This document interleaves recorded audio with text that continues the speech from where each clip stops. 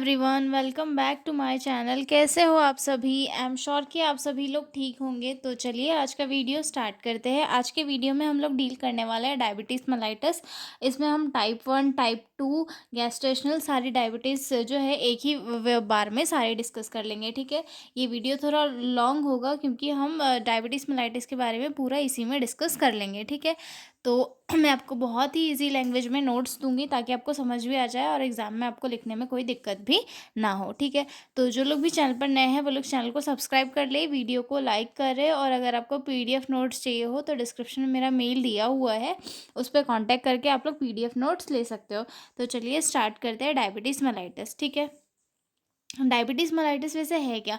हम सभी को पता है डायबिटीज़ मेलाइटिस यानी कि जो बॉडी होती है, हमारी बॉडी होती है, उसमें ग्लूकोज का जो लेवल है वो इंक्रीज़ हो जाता है, जिसके कारण जो है बॉडी में सिम्टम्स दिखने लगते हैं, जैसे कि लेट घाव भरना, यूरिन बहुत इससे आ जाना, गला सूखना, मुंह से मीठी मीठी सी सुगंध आ जाना।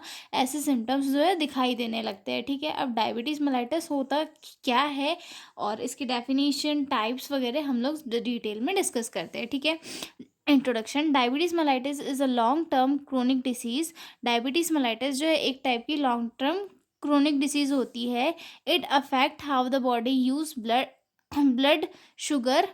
मतलब ये जो है डायबिटीज़ मेलाइटिस के कारण जो पर्सन की बॉडी है उसमें शुगर का जो यूज़ है वो अफेक्ट होता है, यानी कि शुगर का लेवल इंक्रीज हो जाता है। ठीक है, glucose is the main source of energy for the body cells. Glucose क्या है? हमारी बॉडी की बॉडी सेल्स के लिए एक एनर्जी का मेन सोर्स होता है, लेकिन डायबिटीज़ मेलाइटिस की वजह से ग्लूकोज का जो मतलब ये होता है वर्क, वो डिस्टर्ब हो जाता है। ठीक है, insulin is the hormone that help the glucose enters the cells, यानी कि इंसुलिन एक हार्मोन होता है जो ग्लूकोज को हमारी सेल्स के अंदर जाने में हेल्प प्रोवाइड करता है, लेकिन बॉडी में इंसुलिन की कमी के कारण या फिर इंसुलिन की प्रॉपर फंक्शनिंग नहीं हो पाती है, उस कारण से जो ग्लूकोज है वो सेल्स के अंदर एंटर नहीं कर पाता है और हमारे ब्लड में ग्लूकोज का लेवल बढ़ जाता है, तो उसे ही डायबिटीज़ कहा जाता है। ठीक है, इन diabetes the body either does not make insulin और कैन नॉट यूज़ प्रॉपरली। मतलब डायबिटीज़ में क्या होता है, बॉडी प्रॉपरली जो है इंसुलिन को प्रोड्यूस नहीं कर पाती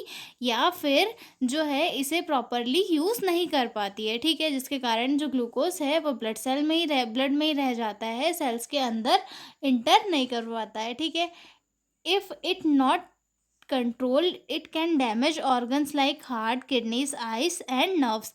अगर डायबिटीज़ को ट्रीट नहीं किया जाता या फिर इसके लिए प्रिकॉशंस नहीं रखे जाते तो ये हमारे बॉडी के अदर वाइटल पार्ट जैसे कि हार्ट, किडनी, आइस या फिर नर्व्स को भी डैमेज कर सकती है। ठीक है, डेफिनेशन देख लेते हैं। Diabetes mellitus is a chronic metabolic disorder characterised by hyperglycaemia due to insulin secretion, insulin actor और बोथ। यानी कि डायबिटीज़ मेलाइटिस एक ऐसी क्रोनिक मेटाबॉलिक डिसऑर्डर है जिसके कारण जो है बॉडी में हाइपरग्लाइसीमिया होता है, जिसके कारण क्या होता है, मतलब क्यों होता है ये, due to secretion of insulin, मतलब इंसुलिन के कम सिक्रेशन के कारण, या फिर इंसुलिन का जो एक्शन है वो प्रॉपरली नहीं हो पाता है, या फिर दोनों रीजन से। ठीक है, आगे देखते हैं कि जो डायबिटीज़ मेलाइटिस है वो किन किन टाइप का होता है। तो डायबिटीज़ मेलाइटिस जो है वो 3 टाइप का होता है, type 1, type 2 and gestational diabetes. ठीक है, टाइप 1 में क्या है, the body does not make insulin, it usually start इन चिल्ड्रन और young adults, people need to take insulin every day. Type 1 diabetes mellitus में क्या होता है, हमारी बॉडी जो है प्रॉपर इंसुलिन का फॉर्मेशन नहीं करती। ये यूजुअली चिल्ड्रन में भी हो जाता है और कभी कभी यंग एज से भी होना स्टार्ट हो जाता है। ठीक है, इस कंडीशन में क्या होता है, लोगों को बाहर से जो है इंसुलिन लेना पड़ता है, मतलब इंसुलिन के जो इंजेक्शन वगैरह आते हैं उनके थ्रू जो है बॉडी में इंसुलिन लेना पड़ता है ताकि जो ग्लूकोज है वो सेल में इंटर कर पाए। ठीक है, अब आता है type 2 diabetes mellitus. Type 2 diabetes mellitus में क्या होता है, the body make insulin but doesn't use it properly, it is more common in adult but can also occur in children. It is often linked to being overweight and lack of exercise. Type 2 diabetes mellitus में क्या था कि हमारी body insulin को तो produce कर रही थी लेकिन उसका यूज़ नहीं कर पा रही थी। क्यों नहीं कर पा रही थी, क्योंकि वो जो है जो पर्सन जो लोग मतलब ओवरवेट होते हैं, यानी कि इनका जिनका वेट ज़्यादा होता है, या फिर एक्सरसाइज वगैरह नहीं करते, या फिर उनकी लाइफस्टाइल एकदम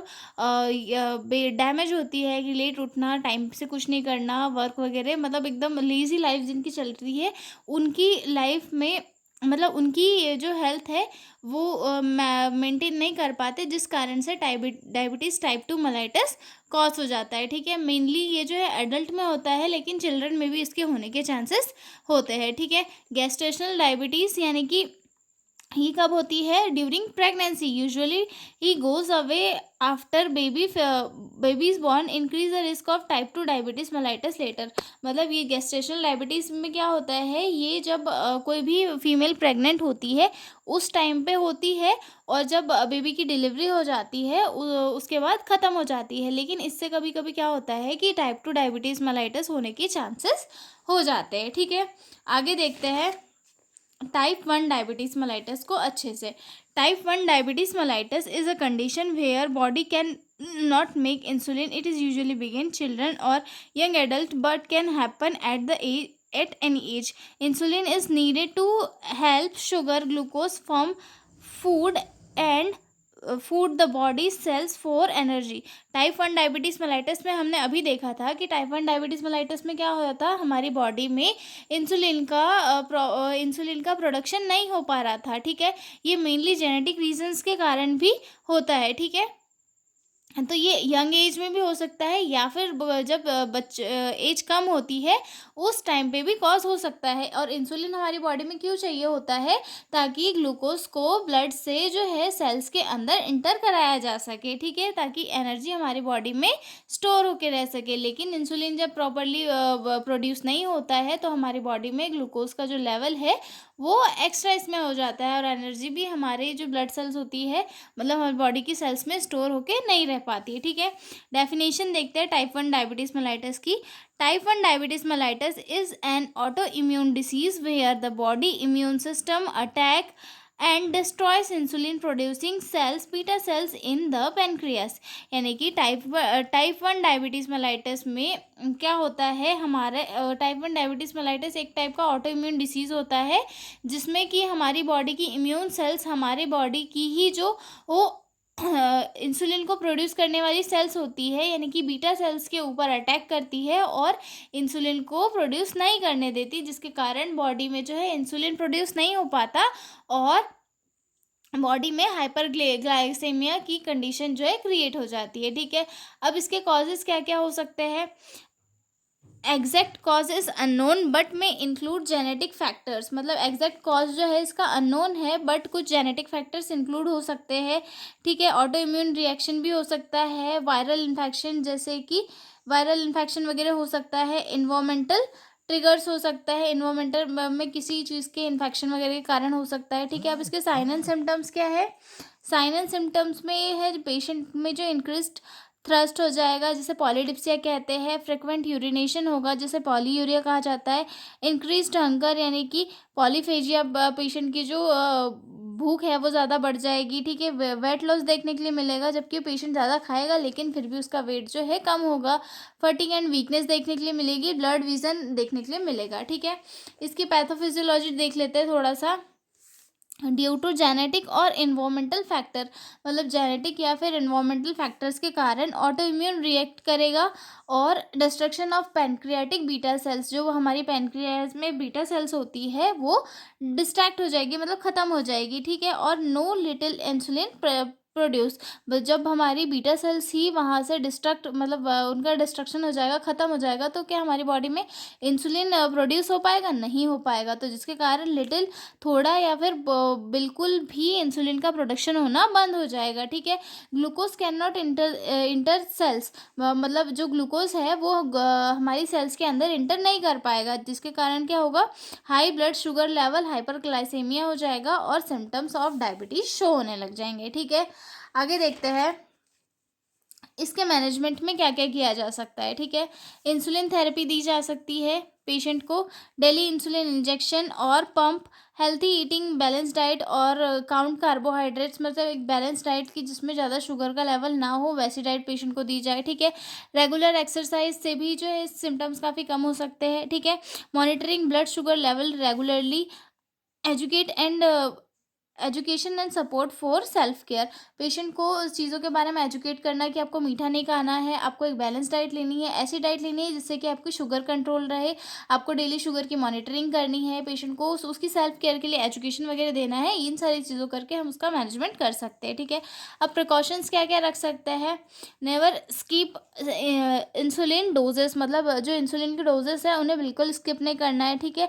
breast feeding infants for at least 6 month में रिड्यूस रिस्क फैक्टर्स, मतलब जो इन्फेंट है उन्हें लगभग 6 मंथ तक जो है रेगुलरली ब्रेस्ट फीडिंग कराने से इसके रिस्क काफ़ी कम हो सकते हैं फीमेल्स में, ठीक है। Avoid early exposure to cow's milk, मतलब बच्चे को जो है बहुत जल्दी ही गाय का दूध पिलाने से भी जो है हो सकती है, ठीक है। Prevent from viral infection through proper hygiene and vaccination, अगर किसी बच्चे कोई बच्चा है तो उसे जो है प्रॉपर वैक्सीनेशन वगैरह करवाना और हाइजीन मेंटेन करना, जिससे कि इन्फेक्शन से बचा जा सकता है और ऐसी डिसीजेस से भी बचा जा सकता है, ठीक है। Promote a healthy immune system with a balance diet and active lifestyle, मतलब जो है अपनी हेल्थ को इम्प्रूव करना जिससे कि हमारा इम्यून सिस्टम भी इम्प्रूव हो, हमारी डाइट बैलेंस रहे जिससे कि लाइफस्टाइल भी अच्छी चले। बैलेंस डाइट से क्या होता है, वो खाना प्रॉपरली डाइजेस्ट होता है और हेल्थ भी सही होती है, ठीक है। आगे देखते हैं विटामिन डी सप्लीमेंट्स, ओके, तो ये भी लिया जा सकता है प्रिकॉशंस के लिए, ठीक है। अब आते हैं type 2 diabetes mellitus. Type 2 diabetes mellitus में मैंने क्या बताया था कि हमारी बॉडी की जो सेल्स होती, हमारी बॉडी जो होती है वो कुछ रीजंस की वजह से, जैसे कि एक्सरसाइज नहीं करने की वजह से, ओबेसिटी के कारण क्या होता है, इंसुलिन हमारी इंसुलिन का जो फंक्शन है वो प्रॉपरली नहीं हो पाता है, जिसके कारण जो ग्लूकोज है वो सेल्स के अंदर नहीं घुस पाता है, ठीक है।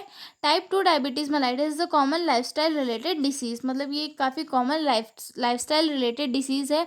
It is usually occurs in adult but can also affect children due to obesity and activity, मतलब ये जो है मोस्टली एडल्ट्स में होती है लेकिन ये चिल्ड्रंस को भी अफेक्ट कर सकती है due to inactivity and obesity, मतलब बच्चा अगर मोटा है और एक्टिविटी नहीं कर रहा है तो उस कारण से उसे भी अफेक्ट कर सकती है, ठीक है। The body does not use properly insulin called insulin resistance and later में नॉट मेक इनफ इंसुलिन, मतलब स्टार्टिंग में क्या होता है, बॉडी इंसुलिन को प्रॉपरली यूज़ नहीं कर पाती है, ठीक है, और लास्ट में जो है प्रॉपर इंसुलिन बनाना भी बंद कर देती है, ठीक है। आगे देखते हैं definition of type 2 diabetes mellitus, इसकी डेफिनेशन क्या होगी। Diabetes mellitus is a chronic condition where the body become resistant to insulin or pancreas does not make enough insulin leading to high blood sugar level। Type 2 diabetes mellitus एक ऐसे type का diabetes mellitus है जिसमें कि हमारी body जो है insulin से रेजिस्टेंस हो जाती है या फिर इनफ अमाउंट में इंसुलिन का प्रोडक्शन नहीं कर पाती, जिसके कारण जो है ब्लड में शुगर का लेवल हाई हो जाता है, ठीक है। कॉजेस क्या क्या हो सकते हैं टाइप 2 डायबिटीज़ मेलाइटस के, ओवरवेट हो सकता है, ओबेसिटी हो सकता है, ठीक है, lack of physical exercise, unhealthy diet, मतलब हाई शुगर फैट वगैरह लेना डाइट में, ठीक है। Family history of diabetes, age मतलब अगर मोर देन 40 45 50 के ऊपर है तो उसको उस कंडीशन में भी हो सकती है, स्ट्रेस के कारण हो सकती है, हाई ब्लड प्रेशर और कोलेस्ट्रॉल के कारण भी डायबिटीज़ मेलाइटस कॉज हो सकता है टाइप 2। साइन एंड सिम्टम्स में क्या हो देख सकते हैं इसके, increase thirst, as sign and symptoms इसके जो है टाइप 1 डायबिटीज़ मेलाइटस जैसे ही देखने के लिए मिलेंगे, ठीक है। Increase thirst, polydipsia, frequent urination, polyuria देखने के लिए मिलेगा, टायर्डनेस फटीग देखने के लिए मिलेगी, ब्लड विजन देखने के लिए मिलेगा, स्लो हीलिंग वाउंड देखने के लिए मिलेगी, टिंगलिंग और नमनेस इन हैंड और फीट्स, मतलब थोड़े गीले गीले से फील होंगे, ठीक है। उसके बाद रिकरेंट इन्फेक्शन जैसे कि यूटीआई, गम्स, स्किन, ये सारे इन्फेक्शन जो है देखने के लिए मिलेंगे और बार बार पेशेंट को होते रहेंगे, ठीक है। आगे देखते हैं इसकी पैथोफिजियोलॉजी। पैथोफिजियोलॉजी हालांकि मैंने पहले बतानी थी कॉजेज़ के बाद में, लेकिन बाद में डील कर लेते हैं, ठीक है।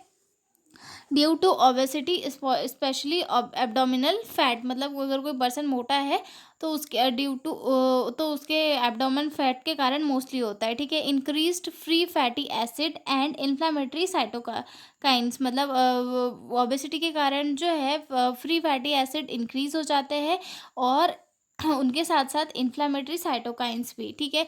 Insulin resistance in muscle, liver and fat cells, insulin resistance हो जाता है फैट सेल्स के कारण, ठीक है।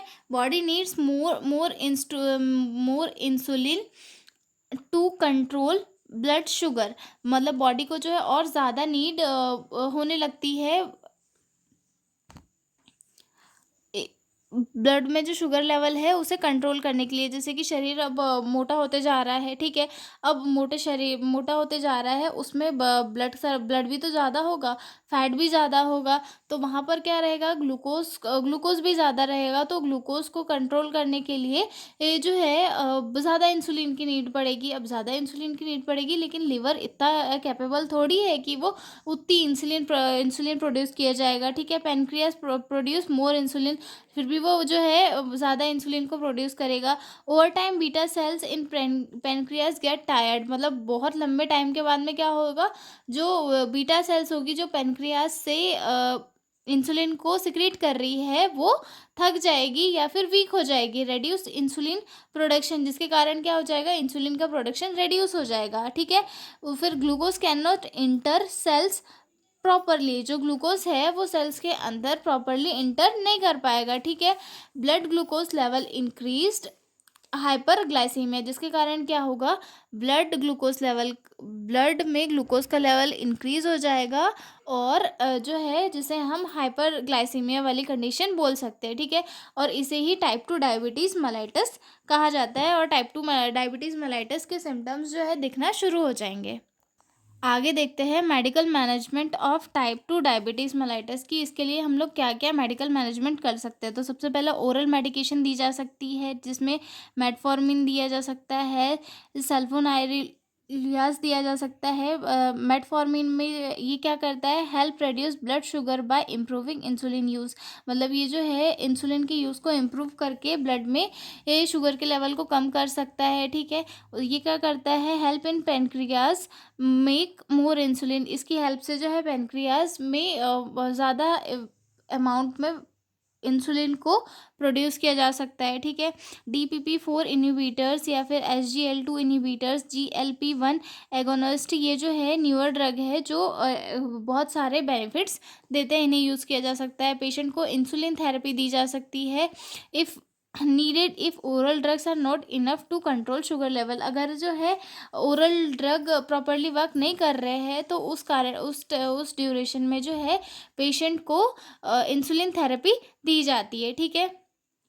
आगे देखते हैं डाइटरी मैनेजमेंट में balance diet with control carbohydrates, fats and sugar, जो डाइटरी मैनेजमेंट करने से भी इंसुलिन काफ़ी लेवल में आ जाता है, मतलब बैलेंस डाइट वगैरह पेशेंट को देने से भी जो है काफ़ी इसमें आ जाता है, ठीक है। High fibre low refined sugar and fat, मतलब हाई फाइबर डाइट, लो रिफाइंड शुगर डाइट, इससे भी जो है शुगर को कंट्रोल किया जा सकता है, ठीक है।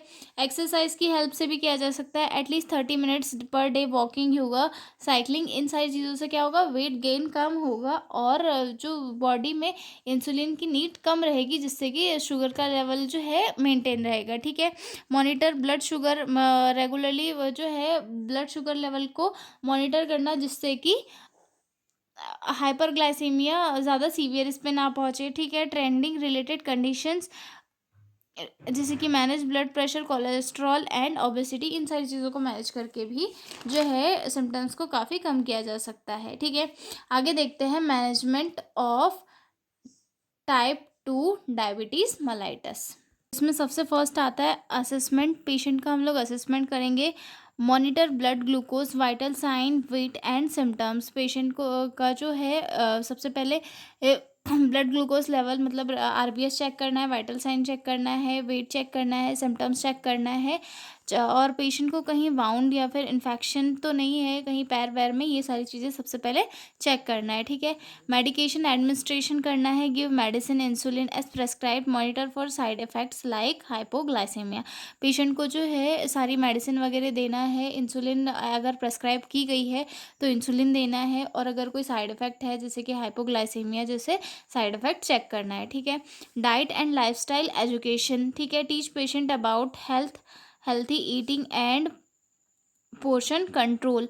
इनकरेज फिजिकल एक्टिविटी, पेशेंट को फिजिकल एक्टिविटी के लिए इनकरेज करना है और हेल्थी डाइट के लिए भी इनकरेज करना है, ठीक है।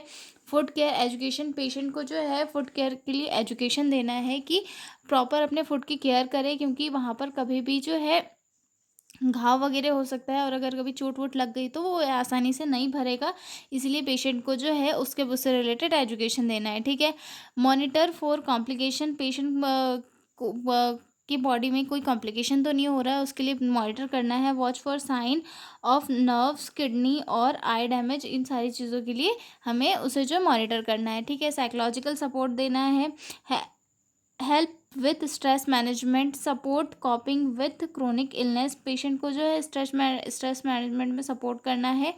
सपोर्ट कॉपिंग विथ क्रोनिक इलनेस, मतलब क्रोनिक इलनेस को ट्रीट करने के लिए जो है उसे सपोर्ट करना है। पेशेंट को एजुकेशन देना है कि ये आप जो है हेल्थी डाइट ले, टाइम पे मेडिसिन वगैरह ले और एक्सरसाइज प्रॉपर करे, अपना जो रेगुलर डाइट प्लान है उसको फॉलो करे, ज़्यादा मीठा वगैरह तो बिल्कुल नहीं खाए, और हमेशा रेगुलर विजिट कराते रहे, ठीक है। उसके बाद आती है नर्सिंग डायग्नोसिस। नर्सिंग डायग्नोसिस में मैं आपको बताती हूँ कुछ diagnosis. Imbalance nutrition, less than body requirement related to excessive food intake and poor dietary habits as evidence by obesity, high blood sugar level, ठीक है। फर्स्ट डायग्नोसिस हो गई। Second diagnosis, risk for unstable blood glucose level related to insufficient knowledge about diabetes management, missed medication, ठीक है।